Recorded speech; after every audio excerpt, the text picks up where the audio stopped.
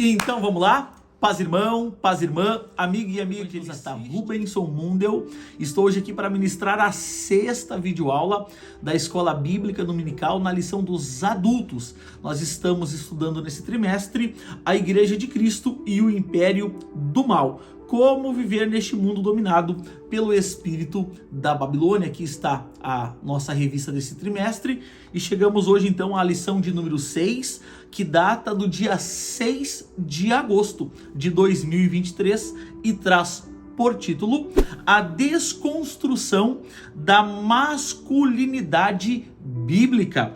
O nosso texto áureo está em Gênesis capítulo 2, versículo 15, que diz: "E tomou o Senhor Deus o homem, e o pôs no jardim do Éden para o lavrar e o guardar."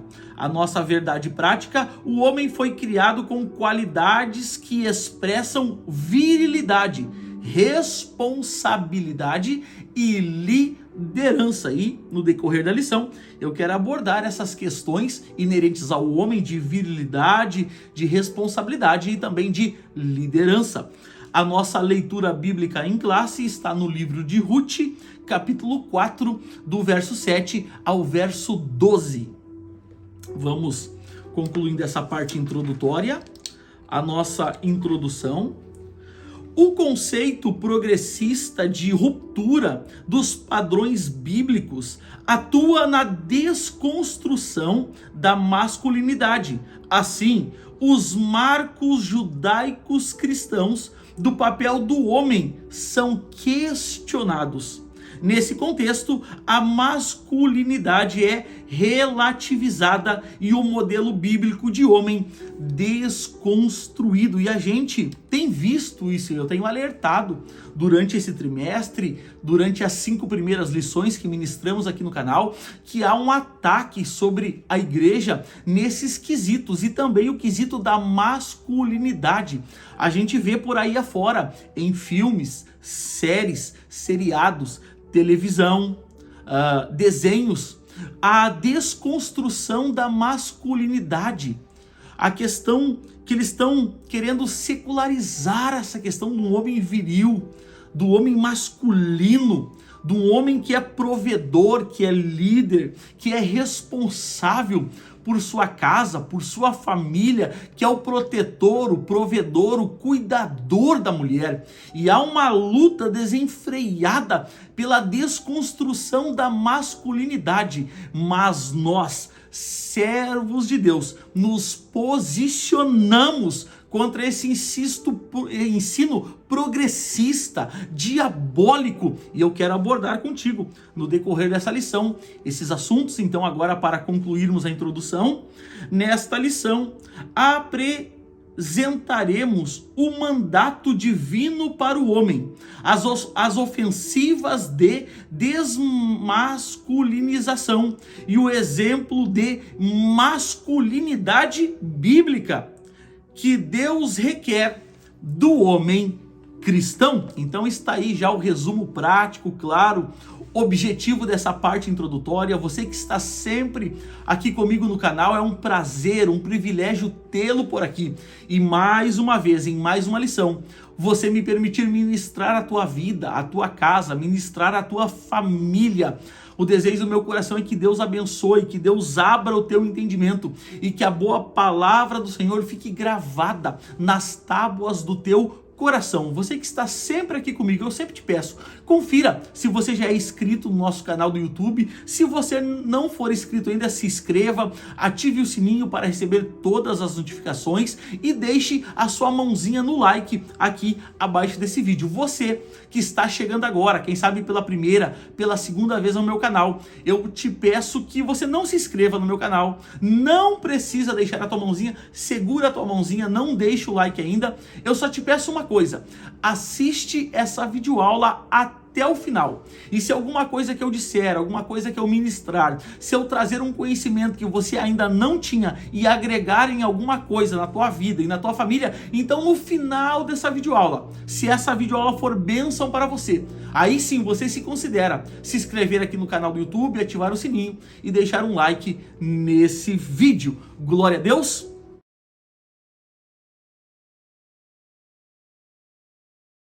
Então eu já quero adentrar com vocês aos nossos tópicos e subtópicos e, como sempre, resumi-los de uma forma clara, prática e objetiva para a nossa vida.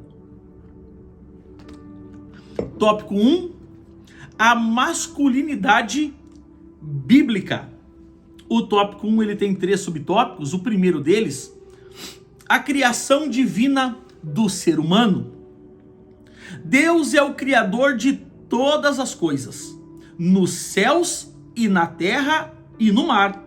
As escrituras registram que ele criou o ser humano e o definiu pelo sexo, macho e fêmea, homem e mulher. E a Bíblia diz, João, Evangelho de Jesus, segundo escreveu São João, capítulo 1, versículo 3, todas as coisas foram feitas por ele, e sem ele nada do que foi feito se fez. Então entendemos que Cristo é o verbo vivo que estava com Deus desde o princípio e que por intermédio dele todas as coisas foram feitas e criadas e que nada sem ele se fez. Glória a Deus. Essa diferenciação visa ao complemento mútuo na união conjugal e ao desempenho dos papéis divinamente designados a cada um. Desse modo, pode-se afirmar que nenhuma outra criatura foi feita como o ser humano. Os peixes, as aves e todos os outros animais foram produzidos segundo as suas espécies, e isso está lá em Gênesis capítulo 1, verso 24, verso 25, verso 21 também, você pode ver então a descrição da criação. Entretanto, ao criar o ser humano, Deus o fez olhando para si mesmo, isto é, a sua própria imagem e semelhança. Por conseguinte, o ser humano é considerado a coroa da criação. Então, quando a Bíblia relata Deus fazendo o homem, Deus ele vai tomar conselho com a Trindade, ele vai dizer, façamos o homem conforme a nossa imagem, segundo a nossa semelhança. E por isso, então, somos a coroa da criação do nosso Deus. Subtópico 1, tópico 1, subtópico 2, características da masculinidade. As escrituras revelam um conjunto de características do papel do homem na história, bem como segundo a sua constituição biológica. Ao criar o homem, Deus lhe confiou 2 tarefas primárias e essenciais: cultivar e guardar. A Bíblia diz que Deus formou o homem do pó da terra e o colocou no jardim, no Éden, e colocou ele lá para quê? Para lavrar a terra e para cultivar a terra que ele haveria de lavrar. Esses 2 termos resumem o mandado divino para o comportamento masculino.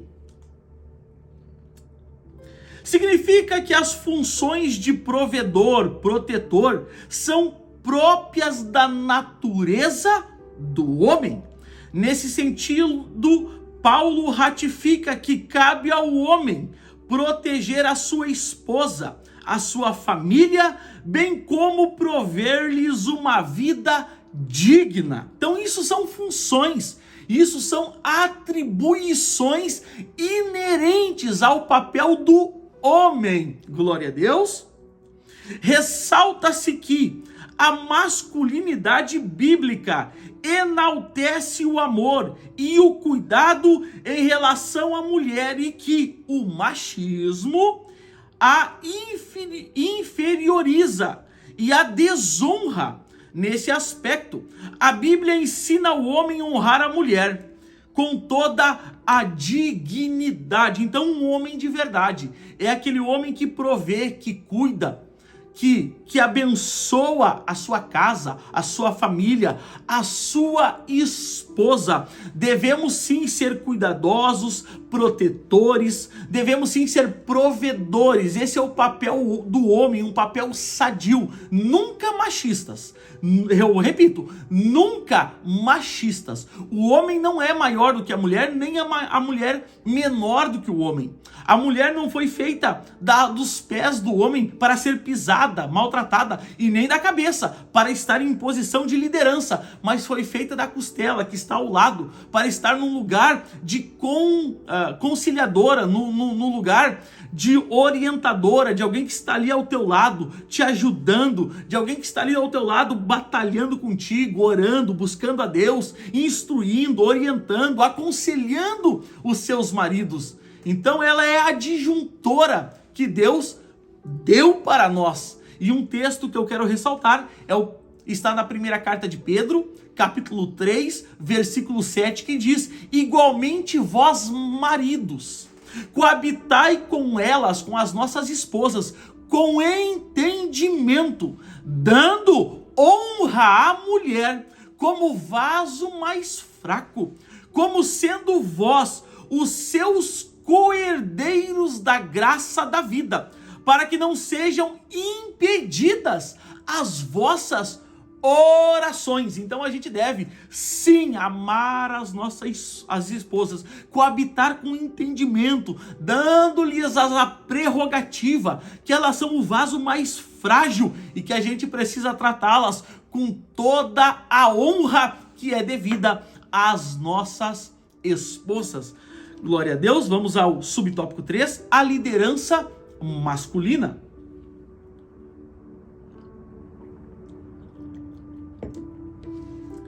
Deus confiou ao homem a responsabilidade da liderança.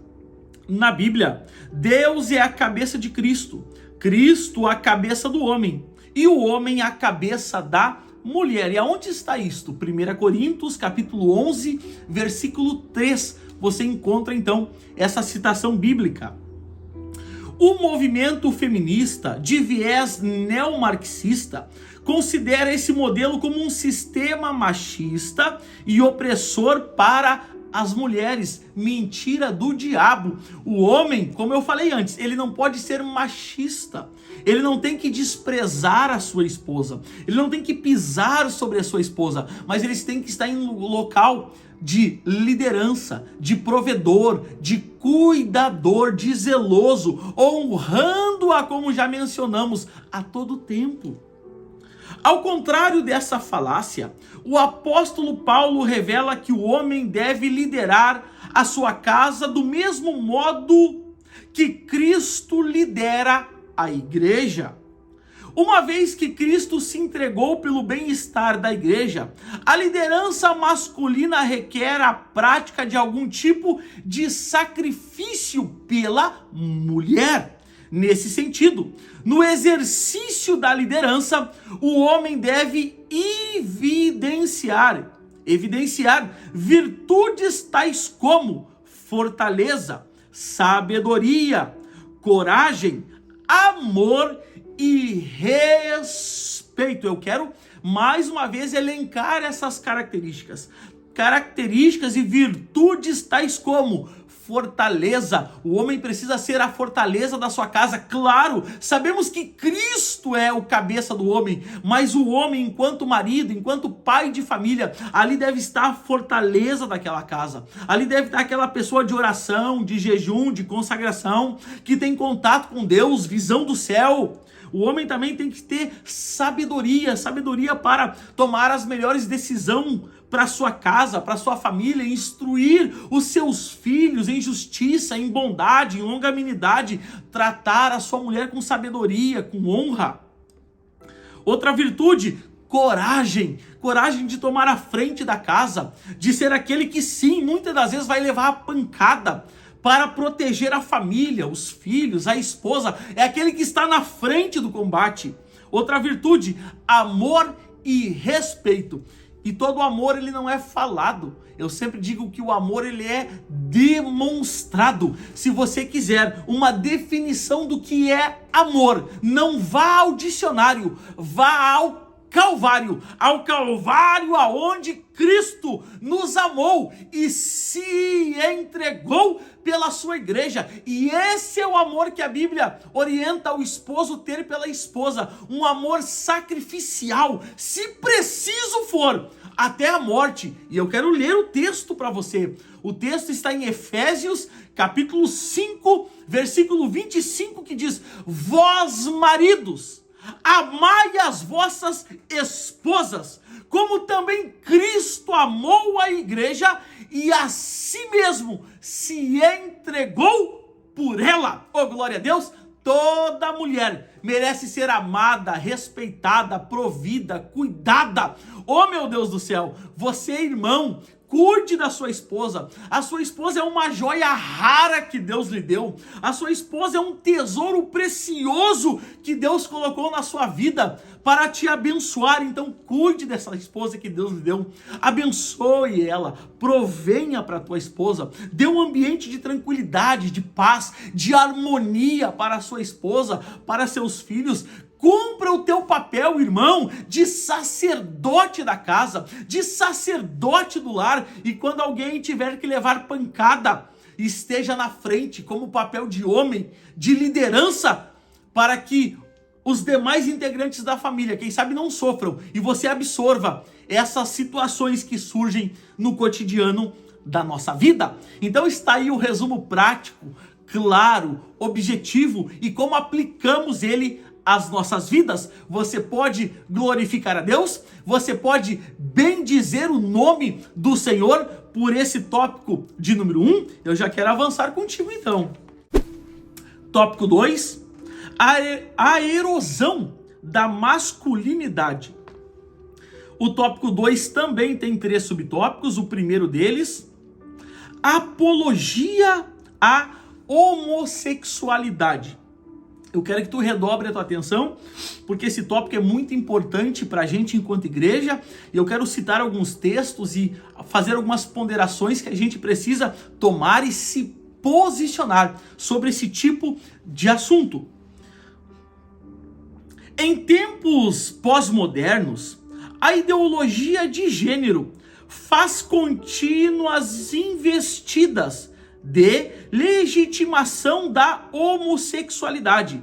Esse conceito ignora as características físicas e biológicas, alegando que o ser humano nasce sexualmente neutro. E eu digo para você, mentira do diabo. E eu quero dar um texto bíblico para combater esse pensamento progressista, esse pensamento que tem investido contra a igreja, contra os princípios bíblicos, contra os ensinamentos da palavra de Deus. E o texto está no primeiro capítulo de Gênesis, versículo 27, que diz: e criou Deus homem à sua imagem, a imagem de Deus o criou, homem e mulher os criou. Oh, glória a Deus! Não tem nada dessa história, irmão, irmã, de sexo neutro, sexualidade neutra. Não! A Bíblia diz: e Deus criou o homem e criou mulher, e Deus criou o macho e Deus criou fêmea. Oh, glória! Mas se alguém não concorda com a Bíblia, quem sabe alguém que não creia na Bíblia, quem sabe eu falo para alguém que não acredita na Bíblia e diga: não, isso é história, então vamos para a biologia. Não vou falar de Bíblia agora, vamos falar sobre a biologia, que é a ciência que estuda o ser humano. O que diz a biologia? A biologia diz, abre aspas, todo ser humano possui 23 pares cromossômicos em cada célula. Entre eles, um par de cromossomo X e um Y, cuja combinação essencialmente determina o sexo da criança. Se for XX, é mulher. Se for XY, é homem. Não existe ordem cromossômica neutra.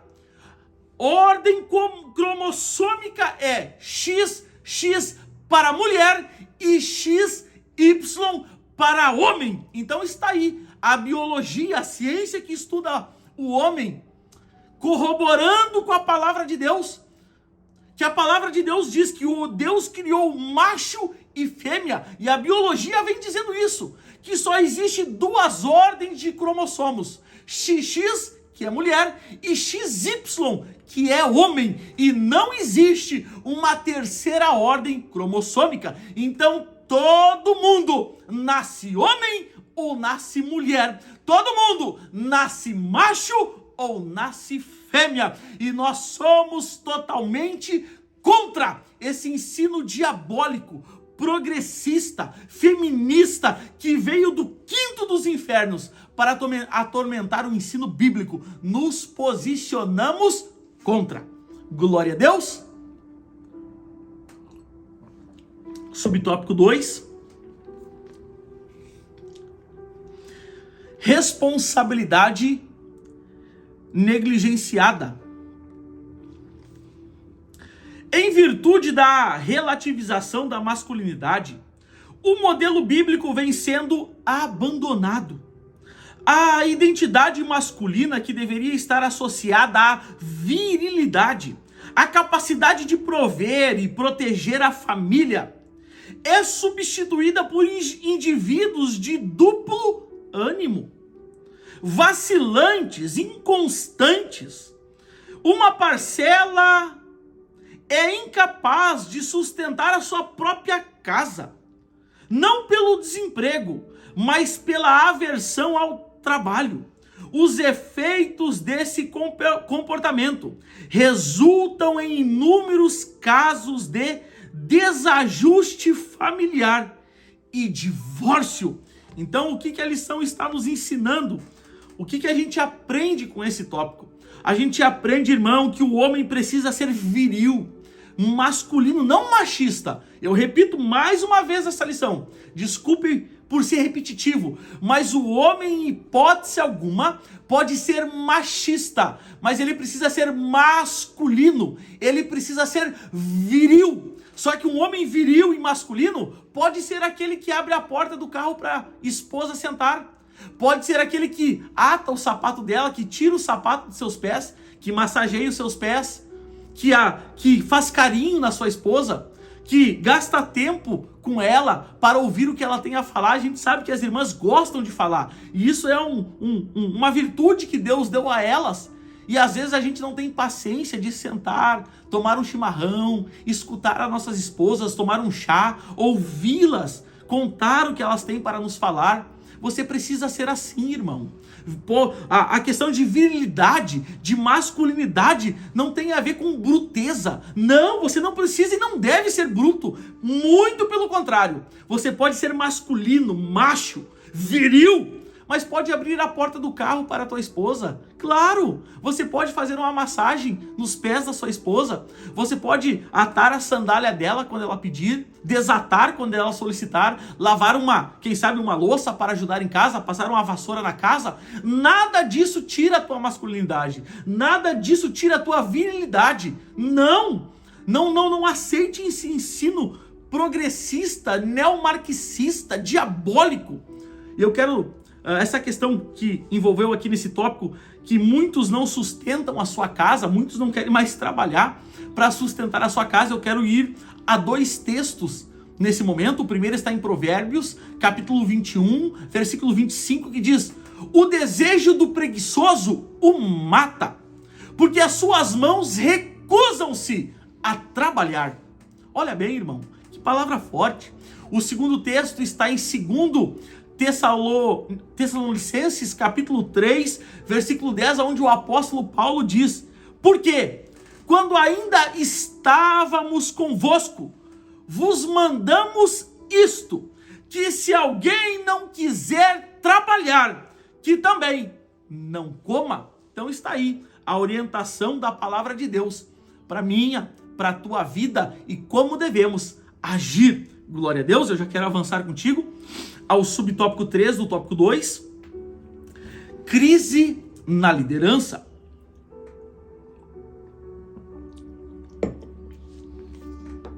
A crise de masculinidade tem gerado homens incapazes de exercer a liderança.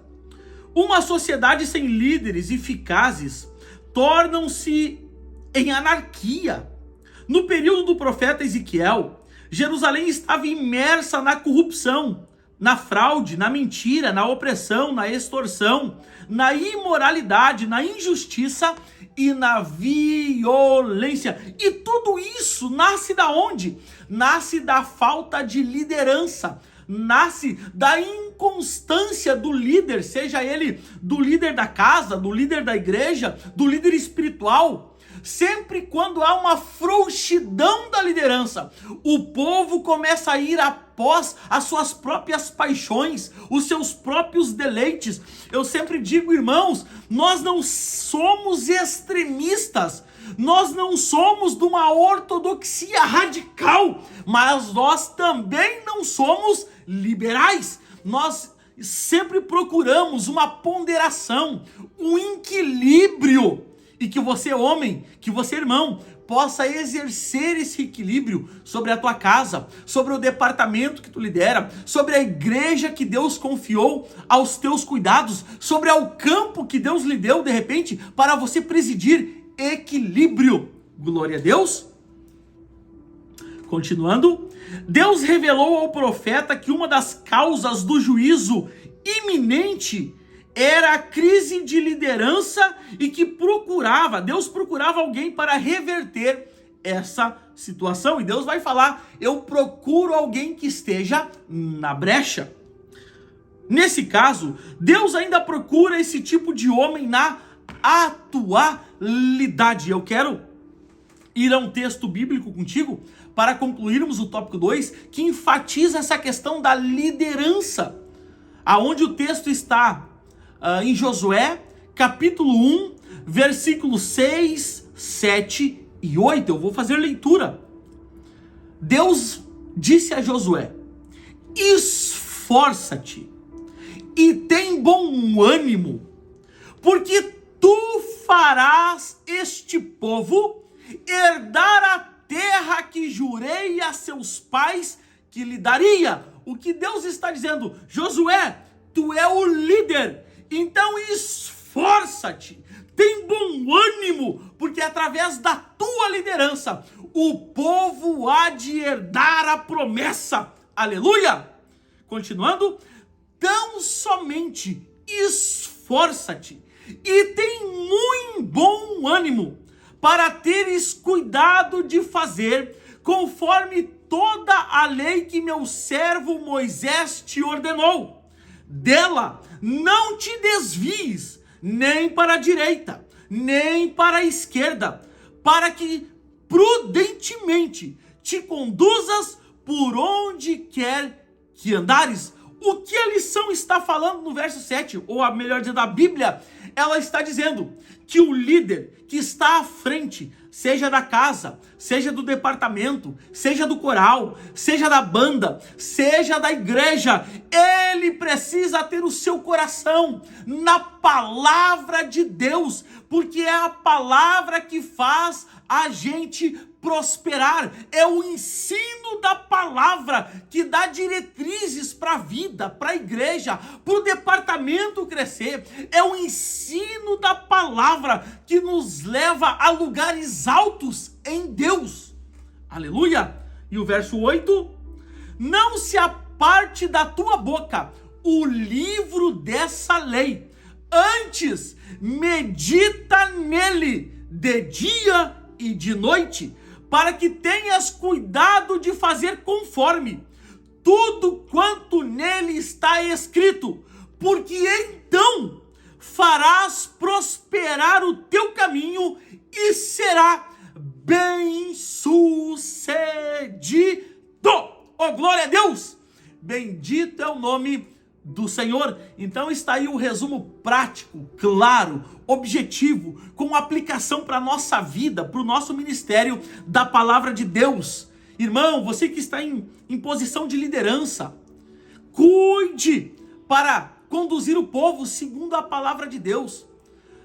Que teu coração possa estar meditando dia e noite na boa palavra do Senhor, porque é a palavra que prospera o caminho, é a palavra que nos faz bem-sucedido. Então esforça-te, tem bom ânimo, porque Deus é contigo. Glória a Deus.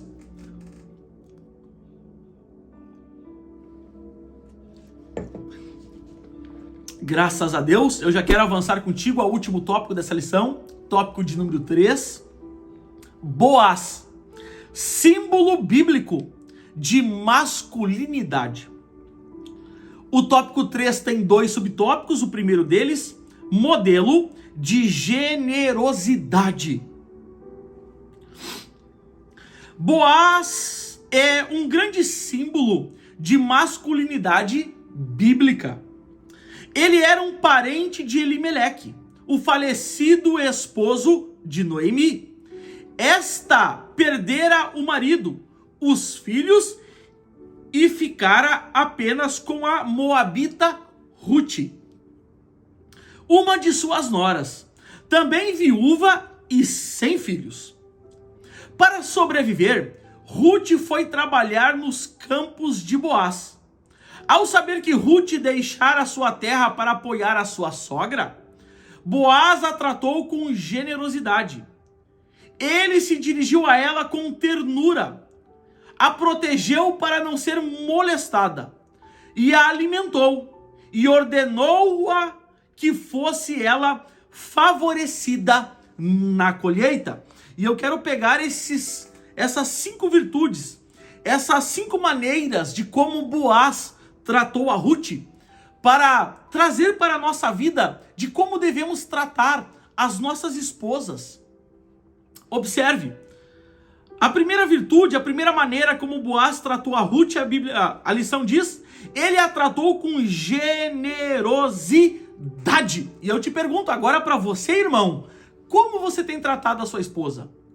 Que tipo de tratamento tu tem dispensado a ela? Tu é aquele cara rude, bruto, sempre brabo, feroz? Ou tu tem sido aquele esposo paciencioso, generoso, amoroso, longânimo? Irmão, que a gente possa ser para com as nossas esposas, assim como Boaz foi para com Ruth, maridos generosos, generosidade. A segunda maneira que Boaz tratou a Ruth, ele se dirigiu a ela com ternura. Olha que coisa linda. E eu pergunto de novo para você, irmão, como você tem se dirigido à sua esposa? Amavelmente? De modo tênue, com ternura? Ou você tem sido ríspido? Ou as suas palavras têm sido como espada? Ou você tem sido bruto, brabo com ela, falando coisas que magoam o seu coração? Não se esqueça, irmão, a mulher é muito auditiva, no sentido de ela guarda o que ouve. O homem é mais pela visão, a mulher mais pelo ouvido. Cuide o que tu tem falado para tua esposa, cuide a maneira que tu tem colocado as palavras, mesmo quando for a verdade, cuide da maneira que você expressa as verdades para a tua esposa. Sempre se lembre de tratar ela com ternura, lembrando que ela é filha do Altíssimo. Glória a Deus. A terceira maneira que Boaz tratou a Ruth, ele a protegeu para não ser molestada. E esse é o papel do homem masculino, viril, proteger a mulher para ela não ser maltratada. Você tem que ser o escudo para a tua casa. Você tem que ser o escudo para a sua esposa. Você tem que ser o escudo e a proteção para seus filhos. Então, um homem viril, um homem masculino, é aquele que protege a sua família, é aquele que protege a sua casa, é aquele que protege a sua esposa. A quarta forma com que Boaz tratou a Ruth, ele alimentou ela. O homem másculo, o homem viril, é aquele que provê para a sua casa, que provê para a sua família, que provê para os seus filhos. Então que a gente possa, irmãos, seguir o exemplo de Boaz e ser o provedor da nossa casa. E quando eu falo de provisão, eu não falo tão somente de alimento e roupa, mas de carinho, de orientação, sim, de direção. Você precisa prover a tua família espiritualmente também. Não é só no contexto material, mas também no espiritual. E a quinta forma como Boaz tratou a Ruth, ordenou que ela fosse favorecida. Irmão, que a gente possa sempre dar a primazia às nossas esposas. Lembrando do texto que fizemos menção no início da lição. Lembrando que elas são como o vaso mais frágil, dando em tudo para elas favorecimento. Que a gente possa entender isso e favorecer as nossas esposas sempre que for possível. Glória a Deus. Vamos avançando. Subtópico 2 do tópico 3.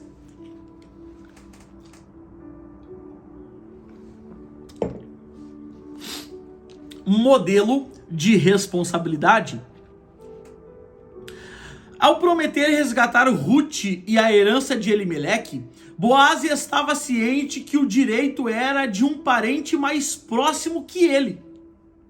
Assim, movido pelo senso de responsabilidade, liderança e honra, Boaz levou o caso aos anciões.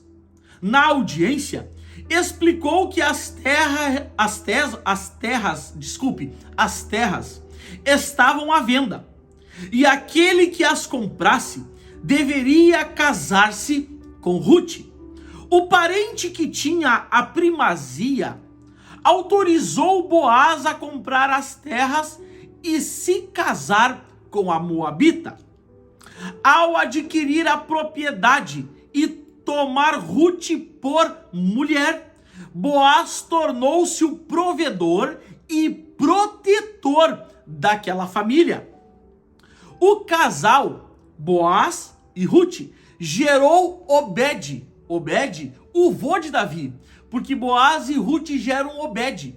Obed gera Jessé e Jessé gera o grande rei Davi. Então perceba que por uma atitude de responsabilidade, de liderança e de honra, agora Deus permitiu a Boaz e Ruth a entrarem na genealogia do Filho de Deus, porque ele teve uma atitude de liderança, de masculinidade em tomar a responsabilidade de assumir aquela família, de honra em proteger e prover aquela família. Ele foi viril e Deus o assim permitiu entrar na genealogia de seu filho.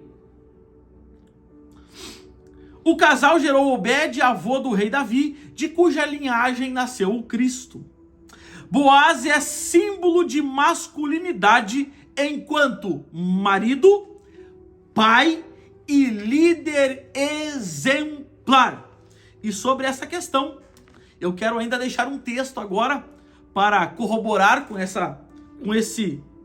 momento da lição e para concluirmos o tópico de número 3. O texto está em 1 Timóteo, capítulo 3, versículo 4, que fala sobre o episcopado, fala sobre como um bispo, um obreiro deve proceder, como ele deve agir, e eu quero fazer extensiva essa fala e me permita parafrasear, dizendo que também isso serve a todo homem, a todo pai de família, a todo marido, não só aos obreiros, mas a todos os homens. Assim diz a palavra de Deus.